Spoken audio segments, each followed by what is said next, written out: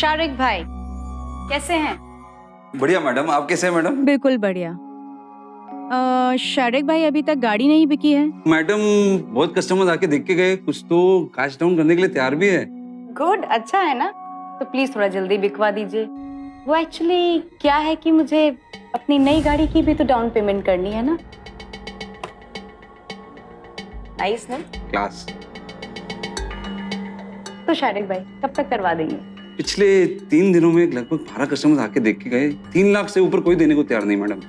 शारिक भाई 5 लाख से नीचे मैं लेने को तैयार नहीं हूँ। मैडम आप समझने की कोशिश कीजिए मैडम, 3 साल पुरानी गाड़ी है, अब तो ये मॉडल भी बंद हो गया है। शारिक भाई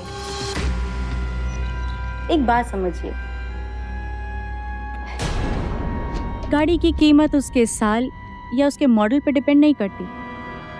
वो तो इस बात पे डिपेंड करती है कि उसे कौन और कैसे बेच रहा है, और बेचना मुझे बखूबी आता है। अच्छा, इससे पहले आप गाड़ी बेच चुकी है इतनी अच्छी कीमत पे? गाड़ी तो नहीं शारिक भाई, मगर पति को बेच कर आ रही हूँ।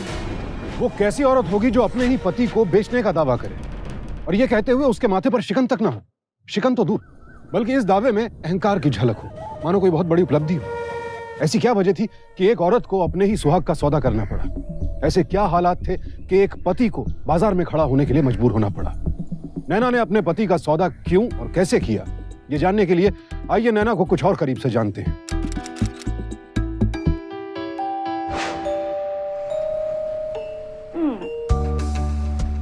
वो वाला दिखाइए। Wow, this is so beautiful. कैसा है? ठीक है। कितने का है भैया ये? 80,000 का मैडम जी। कुछ खास नहीं है। पहनना मुझे, तुम्हें नहीं।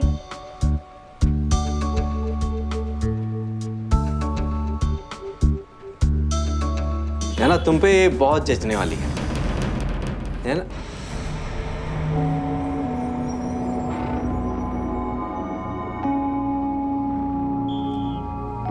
नैना, ये अच्छी लगेगी तुम पे। हाँ भैया सुनिए, इसे पैक कर दीजिए। पैक कर दीजिए। चले? अरे चले कैसे? मैंने तो पैसे नहीं दिए अभी। उसकी जरूरत भी नहीं है, बात हो गई है मेरी। It's for free. यहाँ का मैनेजर बहुत अच्छा है, ये सब फ्री में है। और अच्छा, इनफैक्ट वो तो मुझे डिनर पे भी ले जा रहे हैं, होटल ब्लू सफारी। What? भाई साहब, अभी जो मेरी वाइफ आई थी वो लेके गई ना हार, आप उसका पेमेंट रख लीजिए। तुम उसके साथ डिनर पे अकेले जाने के लिए तैयार कैसे होगी नैना, वो भी इस ज्वेलरी के लिए? ऐसा कैसे कर सकती हो यार? ओहो दिनेश, तुम्हें तो पता है ना कि मुझे वो हार कितना पसंद आ गया था। और जो चीज मुझे पसंद आ जाती है वो तो मैं लेकर ही रहती हूँ। इसका मतलब तुम सच में?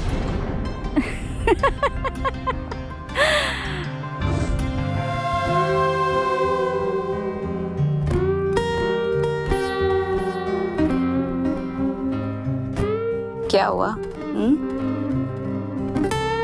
अब भी परेशान हो? परेशान तो हूँ, खर्चे कम होने का नाम नहीं ले रहे हैं, लोन बढ़ते जा रहे हैं। तो तुम कहना क्या चाहते हो? ये सारे खर्चे सब मेरी वजह से हैं? मैं बहुत खर्चा करती हूँ। ऐसा नहीं है ना, तुम समझने की कोशिश करो। हम लोग अपनी हैसियत से बढ़कर जी रहे हैं, कुछ चीजें अपने फ्यूचर के लिए भी हमें सोचनी चाहिए। दिनेश दिनेश दिनेश प्लीज, समझ तुम नहीं रहे हो डार्लिंग, तुम्हें समझने की जरूरत है। मैं तो ऐसे ही जीती हूँ, जो है अभी है, फ्यूचर के लिए ना तो मैं प्लान करती हूँ और ना ही मैंने इतना सब सोचा है। और हाँ, रही बात EMIs की, तो वक्त आने पर उसका पेमेंट भी कर देंगे। अब फ्यूचर के लिए इतना सोच सोच कर आज क्यों बर्बाद करना, बेवकूफी है ना, समझे? That's my boy. सर मैं जानता हूँ मुझसे आपकी 1-2 किस्तें छूट गई। देखिए 1-2 किस्तें नहीं है, पूरी 5 किस्तें आप जानते हैं। ठीक है सर, लेकिन मुझे थोड़ा सा टाइम दीजिए, मैं सारी किस्तें चुका दूँ। कहने सुनने के लिए कुछ बचा नहीं है दिनेश जी। गाड़ी की चाबियां दीजिए, हमें ऑर्डर है, कार लेकर आए और साथ में टेलीविजन वगैरह भी। अरे कैसी बातें कर रहे देखिए, बहस करने से कोई फायदा नहीं है। आप चुपचाप से गाड़ी की चाबी दीजिए। ये क्या हो रहा है? इतना शोर क्यों मचा के रखा है? इनसे कहिए गाड़ी की चाबियां दे दें और साथ में टेलीविजन, म्यूजिक सिस्टम और ये लैपटॉप भी। हम चले जाएंगे। ओह, गाड़ी की इंस्टॉलमेंट्स ना?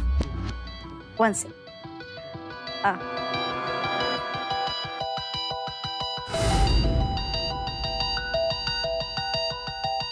Hello mister Singhania.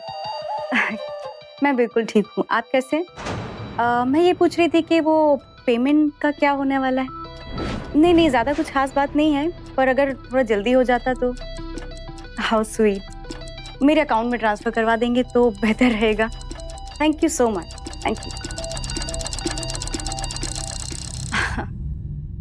ओके, तो आप लोग परसों आ जाइए और चेक ले जाइए अपना। देखिए मैडम, हमें तो ऑर्डर है कि ओह कम ऑन। अभी आपने देखा कि मैंने मिस्टर सिंघानिया से बात करी। ओह, मिस्टर सिंघानिया मेरे बिजनेस पार्टनर हैं।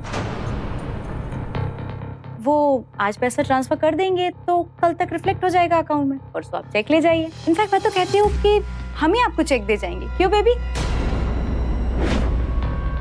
Thank you.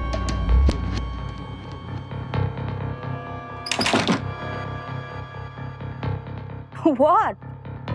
क्या हुआ? क्या हुआ? कौन है ये सिंघानिया? है? और कहां से होगा ट्रांसफर? बैंक की स्टेटमेंट दिखाऊं तुम्हें? एक फूटी कौड़ी नहीं है हमारे पास। कहां से आएगा 2 दिन में पैसे? मैं क्या सोच रही थी स्वीटी, कि हम काफी टाइम से वेकेशन पे नहीं गए ना, राइट? कौन सी वेकेशंस? अच्छा एक बात बताओ, क्या लगता है तुम्हें ये जो फ्रिज है ये कितने में चला जाएगा? क्या मतलब तुम्हारा? हाँ मतलब अब 2 दिन की मोहलत मिली है तो फ्रिज, टीवी, फर्नीचर ये सब थोड़ा मुश्किल होगा बेचना, और इम्पॉसिबल भी तो नहीं है ना। मुझे लगता है इन सबको बेच के ना 60-70 हजार का तो इंतजाम हो ही जाएगा आराम से। अब वेकेशन पे जाना है तो पैसे तो चाहिए ना स्वीटी।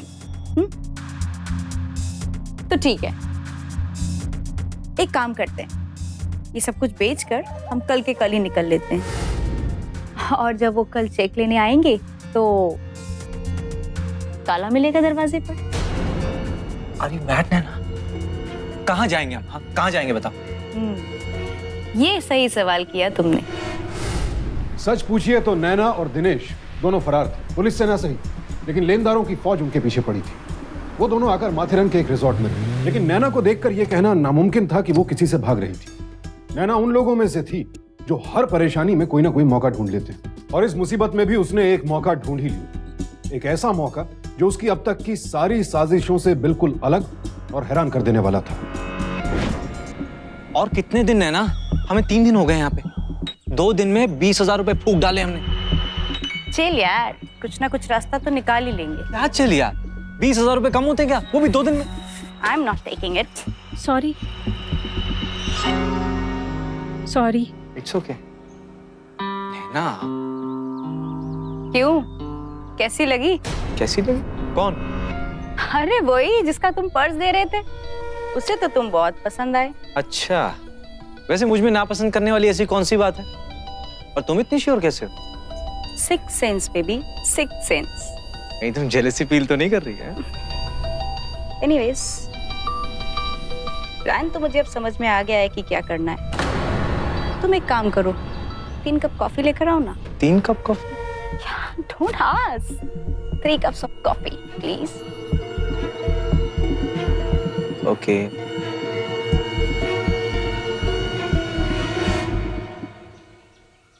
हेलो आशा।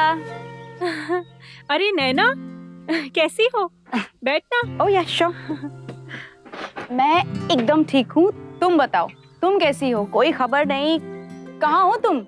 अच्छा, मैडम खुद गायब हो गई थी, और यहाँ तक कि मुझे अपनी शादी में भी नहीं बुलाया। वो तो मुझे स्नेहा ने बताया था। स्नेहा भी ना, एक्चुअली सॉरी, बहुत जल्दी में सब कुछ हुआ और उसके बाद मैं बॉम्बे शिफ्ट हो गई। बट इजंट इट ग्रेट कि हम यहाँ ऐसे मिले हैं?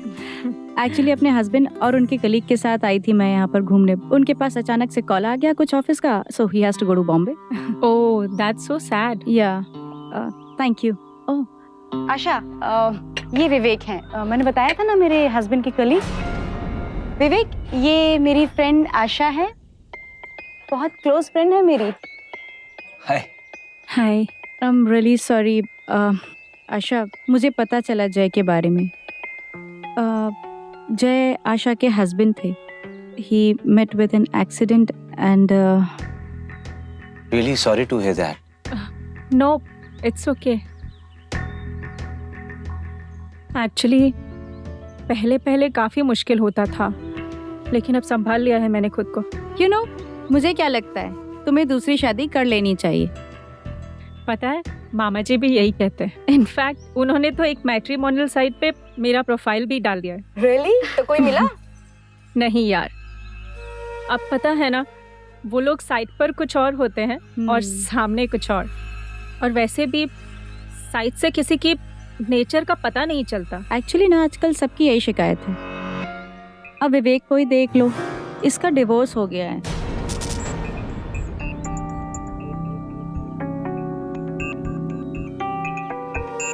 एंड इसने भी अपनी प्रोफाइल मैट्रिमोनियल साइट पर डाली हुई है, but again the same problem. You are mad. तुम पागल हो गई हो, महापागल। शट अप स्वीटी, इतना ओवर रिएक्ट मत करो। ओवर रिएक्ट मैं कर रहा हूँ? मैं तुम्हारा कुलीग हूँ, मेरा डाइवोर्स हो चुका है। What were you trying to do, नैना? कहीं तुम मुझसे जेलस हो गए, सब तो नहीं कर रही हो? यू नो, मुझे क्या लगता है कि कहीं मेरा मंद बुद्धि पति मेरा प्लान न चौपट कर दे। क्या मतलब? Listen to me carefully. Asha और मैं कॉलेज के फ्रेंड्स थे। कॉलेज के बाद उसकी शादी हो गई। काफी अमीर घराने में शादी हुई थी उसकी। कुछ सालों से तो हम कांटेक्ट में नहीं थे, पर पिछले साल ही मुझे पता चला कि उसके पति की मौत हो गई। और उसकी मौत के बाद वो सारी जायदाद की अकेली वारिस। अब वो कितनी अकेली है ये तो मैं समझ सकती हूँ, और उसकी जरूरतें हम बखूबी जानते हैं। समझ रहे हो ना मैं क्या कह रही हूँ? ओह, वो विधवा और मैं डाइवोर्सी। तुम कहीं ये तो नहीं कहना चाह रही कि हम लोग? Be smart. पर कैसे? वो मुझसे शादी क्यों करेगी?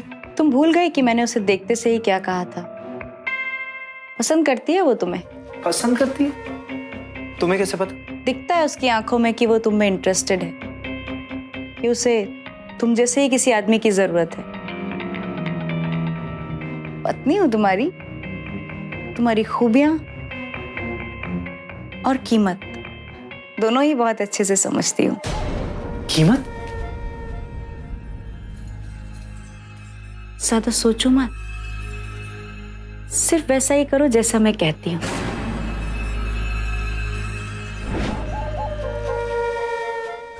Good morning. Good morning. हाँ, इतनी खूबसूरत जगह में आप अकेली बैठी। लगता है आपको भी नेचर से बहुत लगाव। जी। मुझे तो छोटे छोटे बच्चे भी बहुत प्यारे लगते, लेकिन वो लोग जो नेचर और बच्चों को पसंद नहीं करते, वो लोग मेरे हिसाब से इंसान नहीं। Yeah you are right. You know, actually भगवान की सबसे खूबसूरत देन है नेचर और बच्चे। पर हमारे आई am really very sorry. I mean, मेरी जिंदगी में इन दोनों की बहुत कमी है। आप सॉरी क्यों बोल रहे हैं? एक्चुअली मेरी जिंदगी में भी इन दोनों ही चीजों की कमी है। कमी खलती है?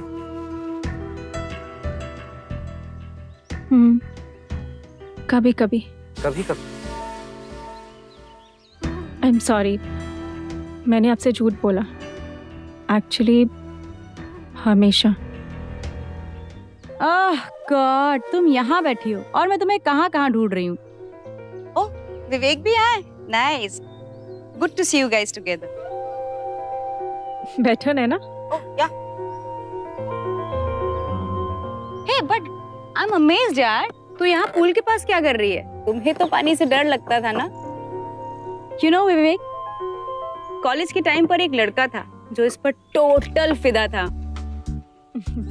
एक बार पता है क्या हुआ? बुके लेके वो उसके पीछे पीछे भागने लगा और ये मैडम उससे जान छुड़ाने के लिए पता नहीं कहाँ कहाँ भागती रही और भागते भागते कॉलेज के पूल के पास पहुंच गई. वहीं पर हड़बड़ी में ये मैडम गिर गई पूल में.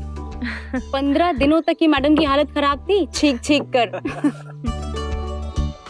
एक्चुअली आज पुराने दिन याद दिला दिए हैं. कितने दिनों बाद मैं खुलकर हंसी हूँ. आशा, मैं क्या सोच रही थी, आज रात हम साथ में डिनर करें? हाँ, why not? डन.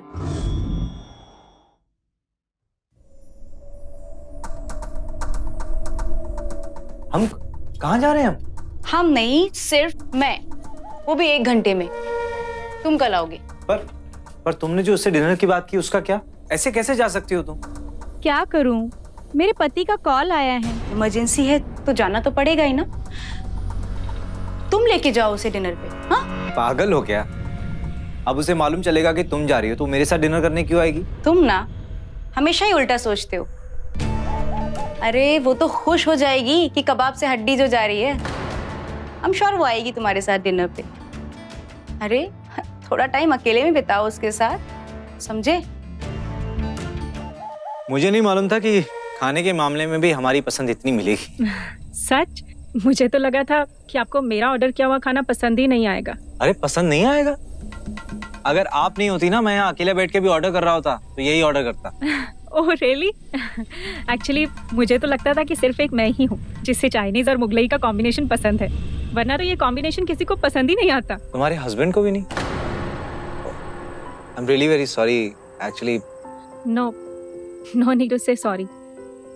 एक्चुअली सच तो यही है कि हर मामले में हम दोनों की पसंद डिफरेंट थी. My ex wife hated everything whatever I like. मैं उत्तर तो वो दक्षिण, मैं पूरब तो वो पश्चिम. मैं भी क्या फालतू की बातें करने लग गया. Sorry for boring you. मुझे ना आपकी यही बात पसंद नहीं आती. आप बात बात पर सॉरी बहुत बोलते हैं. मुझे ऐसा लगता है कि मैं किसी का दिल ना दुखा दूं. आपको कैसे लगा कि मेरा दिल दुख रहा है? देखिए, पुराने जख्मों के अगर बारे में बार बार बात की जाए या फिर कुरेदा जाए तो दर्द तो होता है.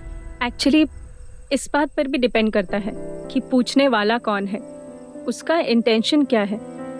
वो सिर्फ कुरेद रहा है या मरहम लगा रहा है.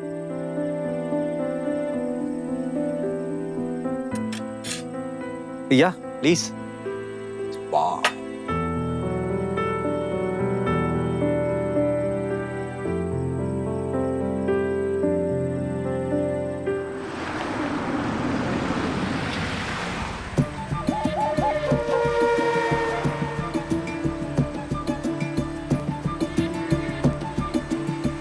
मजा आ गया.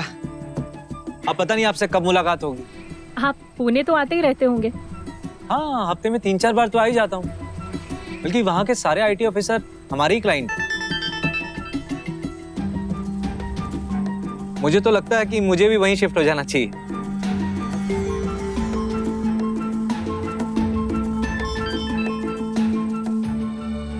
और वैसे भी मुंबई में नैना के हस्बैंड है ही. अगली बार पुणे आएंगे तो मिलकर जरूर जाइएगा. जरूर जरूर. आप मेरा नंबर सेव कर लीजिए. श्योर. या टेल मी. अच्छा लगा आपसे मिलकर.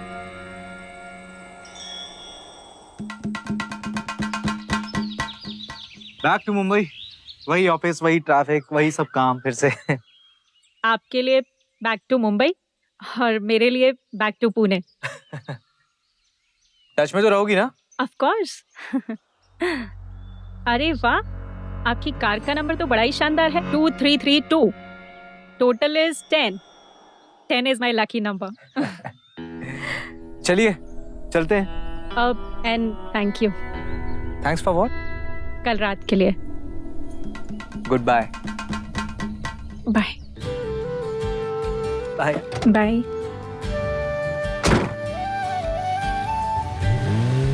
नैना अपनी प्लानिंग में हर छोटी से छोटी बात का पूरा ख्याल रखती थी, इसीलिए आशा और दिनेश के जिस रिश्ते को उसने खुद जन्म दिया था, उसके मनोवैज्ञानिक पहलुओं पर भी उसकी बारीक नजर थी। ना चाहते हुए भी दिनेश आशा पर अपना जादू तो चला ही चुका था, और अब नैना के नियंत्रण और निगहबानी में वो लगातार आशा के संपर्क में रहकर इस रिश्ते को और मजबूत बना रहा था। पता नहीं मुझे मेरे अकेलेपन की शिकायत करनी चाहिए या फिर उसका शुक्रगुजार होना चाहिए। शिकायत तो समझ में आती है, पर शुक्रगुजार क्यों? एक बात बोलूं, बुरा तो नहीं मानोगी? नहीं, कहिए। ये जो 4 पल है ना, जब मैं तुमसे फोन पे बात करता हूँ, ये पल मेरे लिए बहुत कीमती हो गए।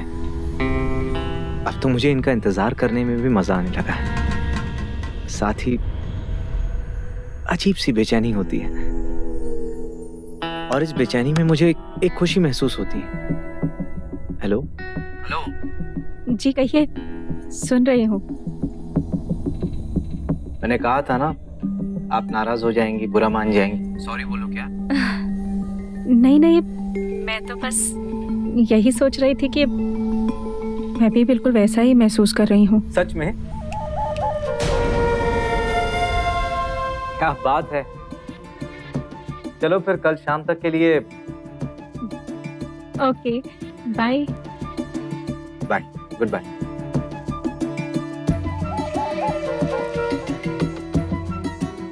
कैसा रहा madam? Not bad. B grades films देखने का कुछ तो फायदा हुआ तुम्हें। Anyways, now listen carefully. Next time तुम उसे 1 हफ्ते तक कॉल नहीं करोगे और ना ही कोई उसका फोन उठाओगे। Got it?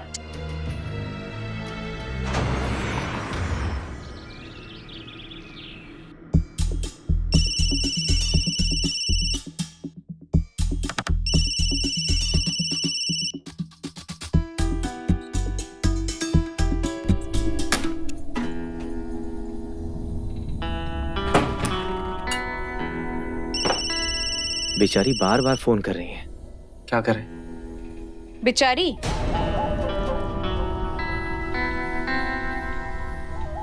ये जो बेचारी है ना तुम्हारी, अब देखना मेरे फोन पर फोन करेगी।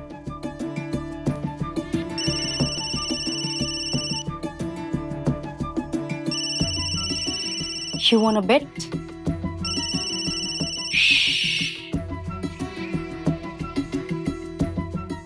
हेलो। हाँ नैना, ओह आशा, कैसी हो? एक्चुअली फोन चेंज किया ना तो तुम्हारा नंबर नहीं स्टोर कर पाई। पर एनीवेज, कैसे याद किया तुमने? बस ऐसे ही, बहुत दिनों से तुमसे बात नहीं हुई तो इसलिए। वो नैना, विवेक की कोई न्यूज़ है क्या? विवेक?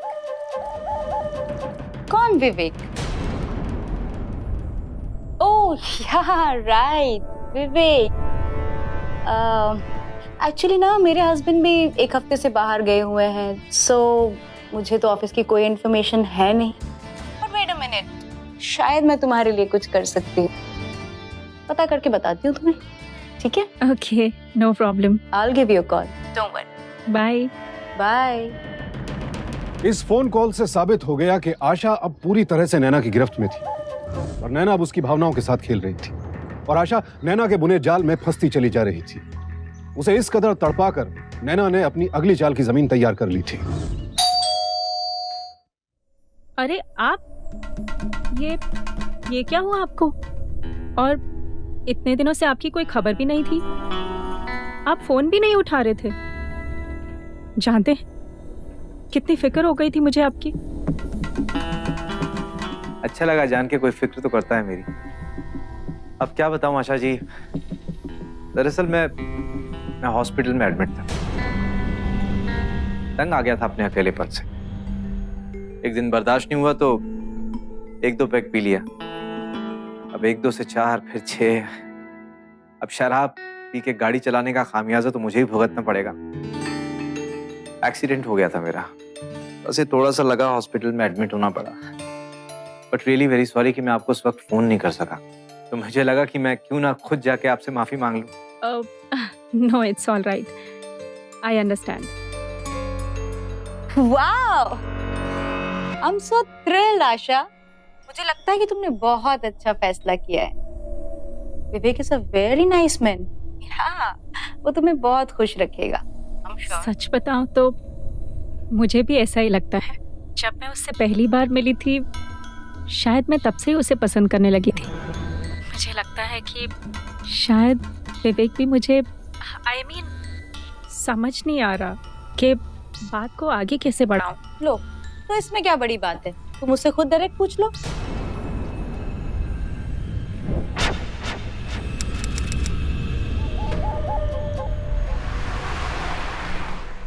Please get me one Russian sandwich. Vivek, Hey, hi Asha. How are you? मैं ठीक हूँ, तुम पूना कब आए? ऑफिस के काम से आया था। काम खत्म हुआ तो सोचा एक कॉफी पी ली जाए, इसलिए आ गया। आप पूना आए हुए हैं और आपने हमें बताया तक नहीं। अचानक आना पड़ा, कोई प्लान नहीं था। If you don't mind, can I request you for a coffee? या श्योर। भैया 2 कॉफी। यार, मैट्रिमोनी में जब से मेरी प्रोफाइल अपलोड हुई ना, मैं बहुत परेशान हो गया। और ये सब किया जरा मेरे दोस्तों का है, वो नैना और उसके हस्बैंड का। क्यों, क्या हुआ? मैं इस मैट्रिमोनियल के जरिए शादी नहीं करना चाहता। तो फिर कैसे करना चाहते हो? I mean, वो मुझे मिलेगी तो मुझे खुद ब खुद मालूम चल जाएगा, पर जब वो मेरी जिंदगी में आएगी तो मैं उससे क्या कहूँगा, कैसे बात करूँगा, क्या बोलूँगा, पता नहीं। पर बात तो आपको ही करनी पड़ेगी ना, क्योंकि आदमी पहल करे तो ही अच्छा लगता है। पर कैसे? मैं बोलूँगा क्या उसे? और इस उम्र में I love you, will you marry me? शे। कोशिश तो करके देखिए, और अगर आप ये बात किसी से गुलाब देते हुए कहेंगे तो शायद उस लड़की को बुरा नहीं लगेगा। गुलाब।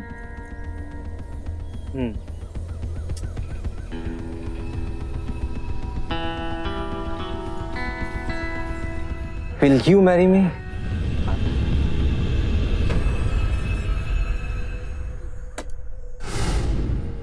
Oh my God! उसने तुम्हें प्रपोज किया? Yes, he did, and you know, I am so happy. Yeah, even I'm very happy for you.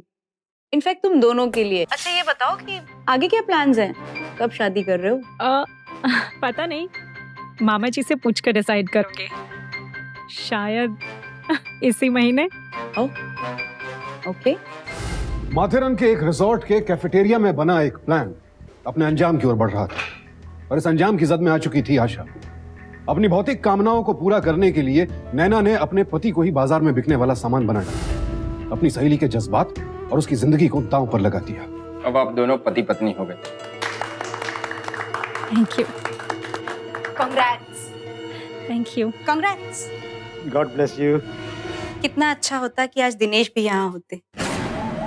आज उनकी बहुत याद आ रही। देखना, ऐसे ही टाइम पे उनको साउथ अफ्रीका जाना था। तो फिर कब तक वापस आ रहे हैं वो? वापस आ रहे हैं? नहीं नहीं नहीं, वो वापस नहीं आ रहे हैं। मैं जा रही हूँ साउथ अफ्रीका, कुछ ही 2-3 महीनों में शायद। क्या तू इंडिया छोड़कर जा रही है? अब क्या करें, जहाँ पिया वहाँ मैं, है ना? फर्जी कागजात और झूठे पहचान पत्र की मदद से और आशा से उसकी शादी करवा दी। लेकिन इस हैरान कर देने वाली साजिश की एक एक सीढ़ी चढ़कर आखिर नैना पहुंचना कहां चाहती थी? क्या हासिल करना चाहती थी वो इस साजिश के जरिए? इससे पहले आप गाड़ी भेज चुकी है इतनी अच्छी कीमत पे? गाड़ी तो नहीं शारिक भाई, मगर पति को बेच कर आ रही हूँ, वो भी तिगुनी कीमत पर।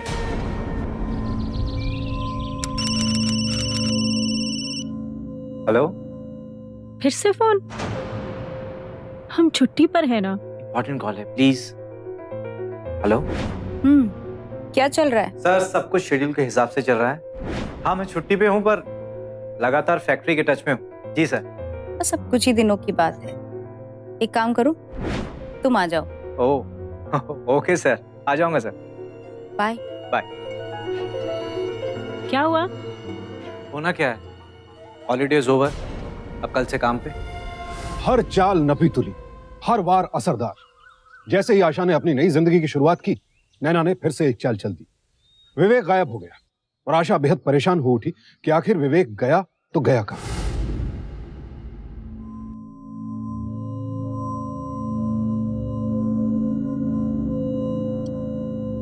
क्या हुआ डार्लिंग? जब से पुणे से आए हो तब से बड़े उकड़े उकड़े रहते हो, क्या हुआ? है ना, मुझे ये सब अच्छा नहीं लग रहा है। मतलब हम लोग जो ये आशा के साथ कर रहे हैं, ये सब अच्छा नहीं है। वो बेचारी वहां अकेले क्या बीतेगी उस पर जब उसको मालूम चलेगा। ये सब अच्छा नहीं है। तरस आ रहा है ना उस पर? हाँ, आ रहा है तरस। यू नो डार्लिंग, मुझे क्या लगता है कि अच्छा हुआ कि तुम कसाई नहीं, क्योंकि कसाई होते ना तो तुम्हें बकरी पर भी तरस आ जाता और हम तो भूखे ही रह जाते। अच्छा, आशा तुम्हारे लिए एक बकरी की तरह से। क्यों? तुम्हारे लिए नहीं है? I hope that you're not in love with that girl. हाँ? Good. क्योंकि अगर ऐसा है तो अच्छा है। और वैसे भी डार्लिंग, ये जो कुछ कर रही हूँ वो हम दोनों के लिए ही तो कर रही हूँ, है ना? तो तुम्हारे ये जितने भी इमोशंस हैं ना, इनको अपनी जेब में रखो, समझे? और हाँ, यहाँ तक आकर मुझे कोई जज्बाती बेवकूफी नहीं चाहिए, समझे स्वीटी? चलो ना, गिव मी अ हग। मुझे तो आज ही पता चला, तभी तो भागी भागी यहाँ चली आई। क्या हुआ नैना, बताओ ना, तुम्हें कुछ तो पता होगा। तुम तो जानती हो ना जो चेंजेस हुए मैनेजमेंट में, उसके कारण मेरे हस्बैंड साउथ अफ्रीका और विवेक को यहाँ पुणे में शिफ्ट होना पड़ा। हाँ तो बस इसी चेंजेस के चलते विवेक की नौकरी चली गई। क्या? जॉब? और तो कोई बात नहीं है ना? I mean, विवेक को तो कुछ नहीं हुआ ना? वो तो ठीक है ना? वो तो ठीक है, पर यू नो वो बहुत डिप्रेशन में है। ऐसा कई बार पहले भी हुआ है कि डिप्रेशन के चलते वो कहीं भी अचानक से गायब हो जाता है, पर फिर वापस आ भी जाता है। तुम चिंता मत करो, हम श्योर वो जल्दी वापस आ जाएगी। लेकिन वो मुझे बता तो सकता था, या कम से कम मुझे I mean, तुम नहीं समझ सकती ना मुझ पे इन दिनों क्या गुजरी है। पता है, मैं पुलिस कंप्लेंट करने जाने वाली थी। आई अंडरस्टैंड, पर एक बात कहूँ, जब विवेक वापस आए ना तो उसके साथ ज्यादा सख्ती से पेश मत आना। अब तुम तो समझ ही सकती हो ना कि उसकी हालत क्या होगी।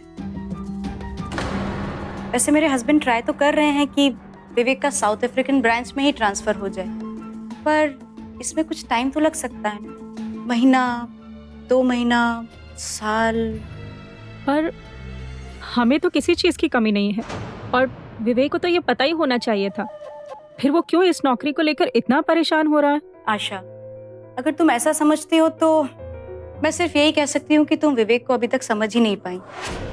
वो एक खुददार इंसान है, वो तुमसे कोई हेल्प एक्सपेक्ट नहीं करता, ना ही वो तुमसे कोई पैसे लेगा। हाँ तो फिर मैं क्या करूं?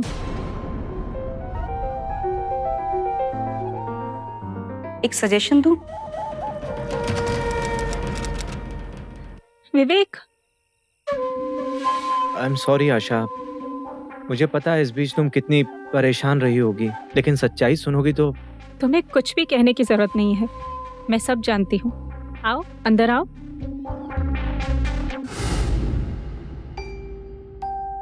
मुझे तकलीफ इस बात की हुई कि तुम मुझे इस काबिल भी नहीं समझते कि तुम अपना मुझसे दर्द बांट सको। क्या बताता आशा, और करता भी क्या बता के? सब कुछ खत्म हो गया है, सब कुछ। हाँ, पर शायद ऐसा इसलिए हुआ हो कि तुम एक नई शुरुआत करो। क्या मतलब?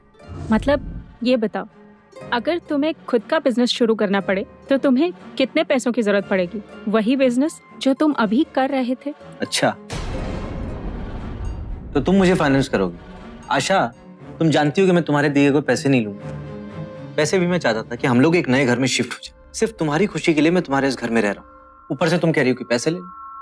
मैं जानती हूँ कि तुम मुझसे ऐसे पैसे नहीं लोगे। अच्छा, मैं अगर तुम्हें लोन दूँ तो I mean, वो तो तुम ले ही लोगे, या फिर तुम डरते हो कि तुम्हारा बिजनेस कामयाब नहीं हुआ तो मेरे पैसे डूब जाएंगे। इस बारे में मुझे कभी चैलेंज मत करना आशा। इस बिजनेस के बारे में मुझसे बेहतर कोई नहीं जानता, और अगर मुझे मौका मिले ना तो उस कंपनी को मैं मार्केट से ही बाहर निकाल फेंकूं जिसने मेरे साथ नाइंसाफी। तो फिर तुम्हें क्यों डर लग रहा है ये लोन लेने से?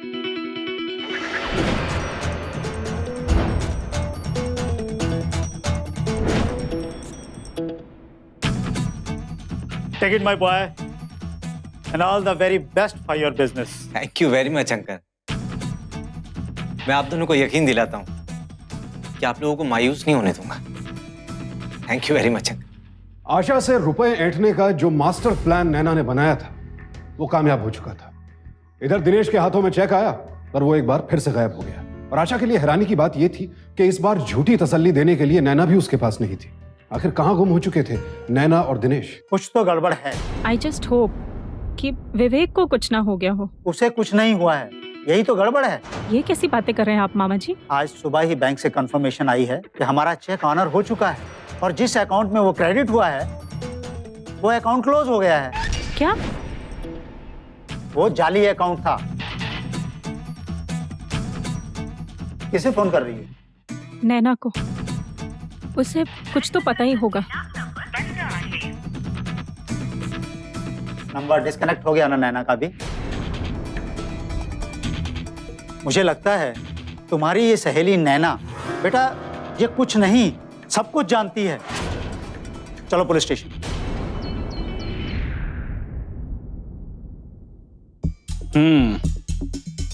मामला थोड़ा पेचीदा लगता है, और फिर इनके पास तो इनके पति के ऑफिस की डिटेल्स भी तो नहीं। कोई तो स्टार्टिंग पॉइंट हो, जैसे कि मुंबई में उनका एड्रेस, कोई जान पहचान के लोग, कुछ भी ऐसा जहां से हम इस केस की शुरुआत कर सकें। मुंबई में उसका 1 बेडरूम हॉल का फ्लैट था। मुझे भी कुछ याद आया इंस्पेक्टर। उसकी कार का नंबर MH042332 था। That's great. हम इन दोनों लीड्स को फॉलो करेंगे और जो भी खबर होगी आप तक पहुंचाते रहेंगे। Okay? Thank you sir. Naina और दिनेश को पकड़ने के लिए पुलिस ने दोहरी तलाश शुरू कर दी। मुंबई में दिनेश के घर पहुंचकर उन्हें पता चला कि दरअसल वो किराए का घर था, और यहीं आकर आशा के सामने सबसे सनसनीखेज खुलासा हुआ। वो ये कि दरअसल उसका पति विवेक दिनेश था, उसकी सबसे करीबी सहेली नैना का पति। दूसरी ओर दिनेश की गाड़ी का पता लगाते हुए पुलिस गाड़ी के मौजूदा ओनर रहमत अली के पास पहुंची, और रहमत अली से मिली जानकारी की मदद से वो पहुंचे मार्वल कार बाजार के मैनेजर शरीक तक। साहब क्या बताऊं साहब, 12 साल से ये लाइन में हूं साहब। ऐसी डेंजर लेडी मैंने आज तक नहीं देखी साहब। शारिक भाई, कोई सुराग? मेरा मतलब है उस लेडी तक पहुंचने का कोई जरिया है तुम्हारे पास? हाँ सर, वो कह रही थी उस दिन एक्चुअली कि क्या है कि मुझे अपनी नई गाड़ी की भी तो डाउन पेमेंट करनी है ना। उसे गाड़ी बेच के नई गाड़ी की डाउन पेमेंट करनी है। उसके हाथ में एक नई गाड़ी का ब्रोशर भी था। ब्रोशर में एक स्टैम्प था डीलर का, और वो डीलर को मैं अच्छी तरह से जानता हूँ सर। नैना और दिनेश तक पहुंचने की आखिरी कड़ी भी पुलिस को हासिल हो चुकी थी। देखते ही देखते उन्होंने नई गाड़ी के डीलर से बात की और नई गाड़ी का रजिस्ट्रेशन नंबर ढूंढ निकाला।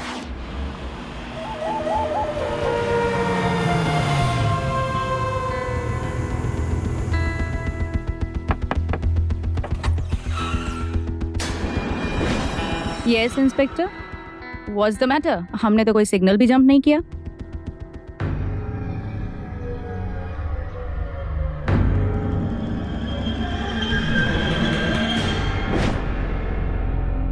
एक नहीं नैना, तुमने कई सिग्नल्स तोड़े हैं।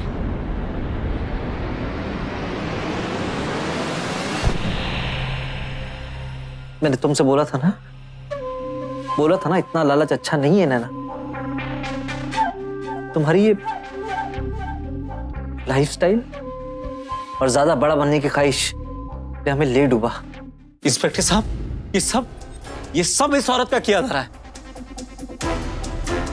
इसको छोड़ना मत सर, छोड़ना मत इसको। इसका तो जो होगा सो होगा मिस्टर दिनेश, लेकिन सारा दोष इसके ऊपर मढ़कर तुम अपने गुनाहों से नहीं बच सकते हो। थैंक यू इंस्पेक्टर साहब इस रोतलू को चुप कराने के लिए। आशा, आई एम रियली सॉरी, पर एक बात जरूर कहूंगी, बुरा मत मानो। जब तक ये गेम चला मजा तो बहुत आया। धोखाधड़ी और जालसाजी के लिए नैना को आईपीसी की धारा 419 के तहत 3 साल कैद की सजा सुनाई गई। साथ ही साथ दिनेश को नैना की साजिश में शामिल होने के लिए धारा 419 और शादीशुदा होते हुए भी धोखे से दूसरी शादी करने के लिए धारा 494 के तहत 7 साल कैद की सजा सुनाई गई। शादी जिंदगी भर का फैसला है, इसलिए इस पर मोहर लगाने से पहले बेहद जरूरी है कि आप एक दूसरे को हर स्तर पर अच्छी तरह से जान लें। सावधान रहें, सतर्क रहें, सुरक्षित रहें।